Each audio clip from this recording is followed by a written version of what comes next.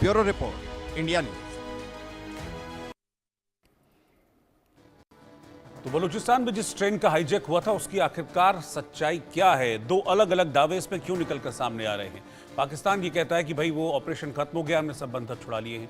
BLA कहता है कि बंधक अभी भी हमारे पास हैं, 150 से ज्यादा लोग हमने कैद किए हुए हैं। और सवाल यह है कि आखिरकार क्यों इस तरह की दो बातें निकलकर सामने आ रही हैं। मेरे साथ दो खास मेहमान हैं, wing commander retired Praful Bakshi, defence expert, वो इस वक्त साथ में हैं, और हुसैन जावेद साहब जो पाकिस्तान से हमारे साथ जुड़े हैं, सीनियर जर्नलिस्ट, वो भी साथ में हैं।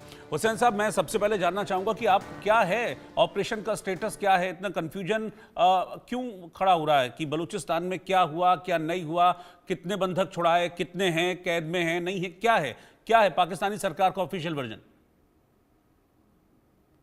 रोहित जी, सबसे पहले तो मैं आपका शुक्रिया अदा करता हूं कि आपने इनवाइट किया। सर, देखें, मेन चीज इसमें ये आती है कि स्टेटस की बात तो कल ही क्लियर होगी। मेरे ख्याल में कल शाम तक ये हर चीज क्लियर हो चुकी थी कि ऑपरेशन खत्म हो चुका है, और उसके हिसाब से जितने फिगर्स हैं वो सब सामने आ चुके हैं कि टोटल 33 दहशतगर्द थे जिन्होंने अटैक किया, और जिन्होंने उस ट्रेन के जो मुसाफिर थे उनको हॉस्टेज बनाया। और उसके बाद हमें पता है फिर उनके खिलाफ वहां पर ऑपरेशन होता है, और उस ऑपरेशन में इतनी महारत से काम लिया गया। जो हमारी एसएसजी का स्पेशल ग्रुप है, जिसको हम जरार कंपनी कहते हैं, उन्होंने बगैर किसी ह्यूमन लॉस के उन तमाम दहशतगर्दों का खात्मा किया। और वो जो सुसाइडर्स थे जो कि मुसाफिरों के साथ बैठे हुए थे, और ये पूरे ऑपरेशन का सबसे मुश्किल मरला था, उन्होंने उन तमाम सुसाइडर्स को जबरदस्त स्नाइपर शॉट के साथ हलाक कर दिया। तो मैं समझता हूँ ऑपरेशन खत्म हो चुका है, क्लियरेंस हो रही है वहां पे, और मुकम्मल तौर पे जो है बीएलए वहां पे इनका सफाया कर दिया गया। लेकिन बहुत से सवाल उठते हैं। आपने कहा कि इस ऑपरेशन का स्टेटस क्या है। देखिए, ऑपरेशन तो मैदान के ऊपर 36 घंटे के बाद खत्म हो गया, लेकिन जो उसका इम्पैक्ट सामने आया है, अभी आपके सामने हमारे डीजी आईएसपीआर की प्रेस टॉक आई होगी, और हर चीज उन्होंने वहां पे खोल के बता दी है कि ऑपरेशन के जो ताने बाने वो अफगानिस्तान से मिल रहे हैं।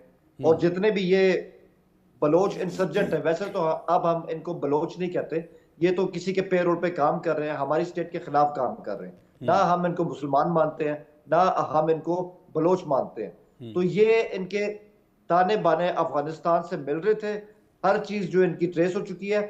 और अब हमारे यहाँ बाकायदा एक जो लाइन ऑफ एक्शन है उस पर ऑलमोस्ट काम हो चुका है कि अब हमें करना क्या है, because rules of the game change हो चुके हैं।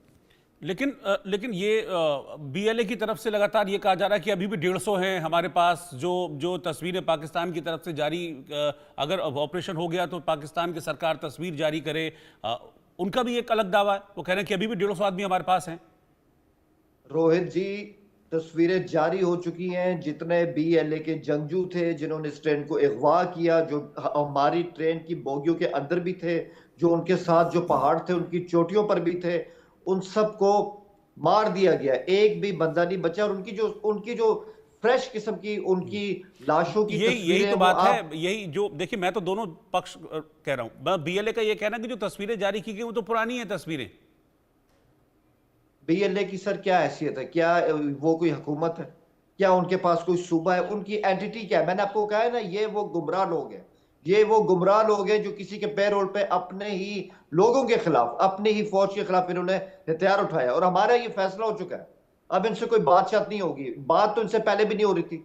जो हमारे आइन के खिलाफ है, जो हमारी स्टेट के खिलाफ है, जो हमारे लोगों के खिलाफ है, जो हमारी सिक्योरिटी के खिलाफ है, उनका सर कुचल दिया जाएगा। और ये आगाज हो चुका है। तो इनका कहना ना कहना उसकी कोई हैसियत नहीं है, ना इनके पास कोई सबूत है। और जो क्योंकि देखिए, जब बहुत सारी ऑपरेशन चल रहा तस्वीरें था, भी वायरल हुई थी, मतलब ताबूत वाबूत ले जाने की तस्वीरें भी बड़ी वायरल हुई थी, बहुत सारे ताबूत। बल्कि यहीं पर बैठकर हमारे चैनल में आपके पाकिस्तानी पत्रकार ने कहा था कि हाँ भाई, ताबूत तो जा रहे हैं, वहां पर नुकसान बहुत हो रहा है। रोहित जी, ये सब एआई का इस्तेमाल था। कोई ताबूत वहां पे नहीं गए। ये तो एक कैप्टन की बात कर रहे थे, नहीं उसकी नहीं, तस्वीर देखिए मतलब वो इन्होंने ये बात तो मैं इसलिए इतना कह रहा हूं क्योंकि मतलब हाँ, बना वो लिया। आप ही के एक पत्रकार हमारे साथ बैठे थे, उन्होंने कहा था कि हाँ जा रहे हैं ताबूत, इस बात को माना था यहीं पर मेरी डिबेट में। सर आई डोंट नो, मैं उनको नहीं जानता, ना मैं उनका नाम जानता हूं। लेकिन मैं इतना कह सकता हूं आपको बहुत ही जिम्मेदारी के साथ, बगैर किसी इमोशनलिज्म के, कि जिस कैप्टन के बारे में बातें की जा रही थी कि उनको अगवा कर लिया गया है, उनका बयान आ गया कि ये देखो मैं बिल्कुल ठीक हूं और मुझे किसी ठीक ने है, अगवा नहीं किया है। कोई ठीक है, ताबूत वहां नहीं गए हैं सर, बिल्कुल ऑपरेशन क्लियर हो चुका है। ठीक है, मैं wing commander retired Praful Bakshi sir के पास चल रहा हूँ। सर, क्या सब कुछ इतना सिंपल था जितना अब बताया जा रहा है?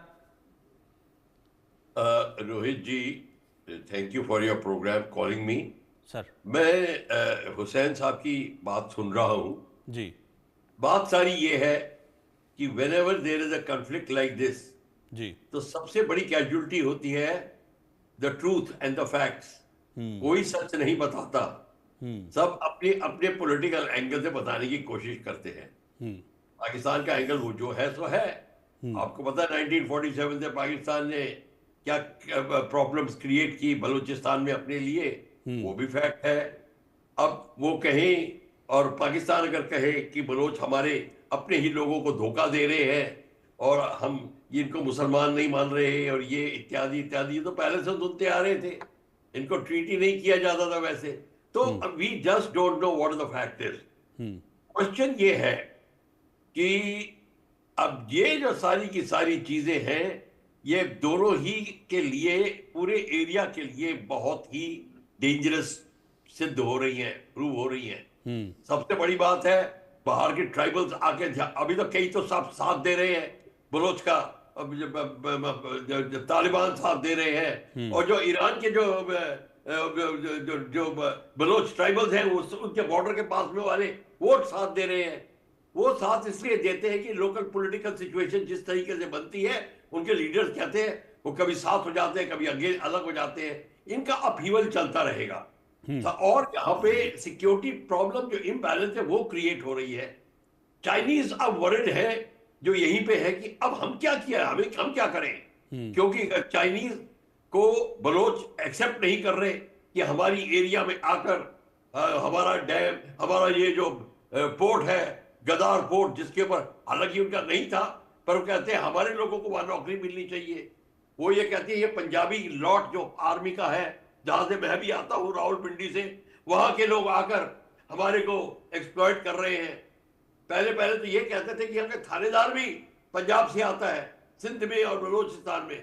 तो ये सारी की सारी जो बातें हैं, ये एक्सप्लॉइटेशन की और बहुत लंबी 75 साल पुरानी की बात हो चुकी है। ये बड़ा पानी निकल चुका है इनके पुलों के नीचे से। ये इतनी छोटी सी बात नहीं है कि एक ट्रेन के हाईजैक में कोई कौन झूठ बोल रहा है कौन सच बोल रहा है। ये बात मानी की है कि यहां ट्रेन का हाईजैक हुआ है, और ट्रेन का अगर हाईजैक हुआ है, एक इतनी बड़ी फौज पाकिस्तान अपने ही एरिया में अगर उनका हाईजैक हो गया, मैं मानता हूं अटैक करके निकल गए, ठीक है, लोग मर गए, 30-40 लोग मर गए, मैं वो मान सकता हूं, पर हाईजैक करना, बंदी बनाना अपने ही एरिया में, with air force in the air और सब कुछ है, इसका मतलब है somewhere down the line professionalism is missing, intelligence is missing. ये सारा का सारा प्रॉब्लम है बेसिकली।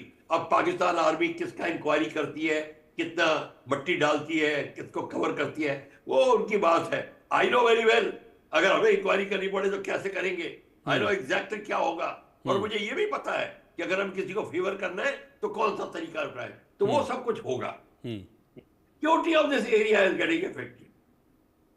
अब हमको बार बार कोई जादुई डंडा नहीं है कि हम कभी कि ये हमारे पास जादू का कैमरा है बता दे कि ये बलोच यहाँ पे पाकिस्तानियों को लेके बैठे हुए हैं, ये कोई नहीं बता सकता। चाहे आप टीवी से भी तस्वीरें ले लो, शायद पता चल जाए, पर मेरे को नहीं लगता, क्योंकि जिस सिचुएशन में है, तो ये अपने आप में एक सिचुएशन है which is a law and order situation gone out of hand because of lack of professionalism and because of motivation and intelligence. और इसीलिए नॉर्मल पाकिस्तानी सोल्जर जो है, अब बलूचिस्तान में पोस्टिंग या कहीं ड्यूटी लगती है, वो रिजेक्ट करता है, वो नहीं जाना चाहता। क्यों? तो इसलिए कि वहां पे अब लोग अपना नहीं समझते, वो नहीं अपना उनको समझते, वो उनको अपना नहीं समझते। At the moment Pakistan is heading for balkanisation, heading for, अपने को बचा सकते हैं, बचाना चाहे तो बचा सकते हैं, उसमें ये नहीं कहता कि ये होके रहेगा। मैं ये ऊपर ये नहीं कह रहा कि भगवान ने, अल्लाह ने या किसी ने ये डिक्टम दिया है, नहीं, they are heading for disaster. अगर ये इसको डिजास्टर को ठीक करना है तो उनको बड़े सुधार लाने पड़ेंगे। ये जो रिलीजियस डिफरेंसेस होते हैं ना पनेरा साहब, ये सबसे ज्यादा बड़ी बीमारी होती है। ये रिलीजियस डिफरेंसेस जो मन में एक बार पैदा हो जाए, मन एक ऐसा कीड़ा है जिसको कोई कंट्रोल नहीं कर सकता।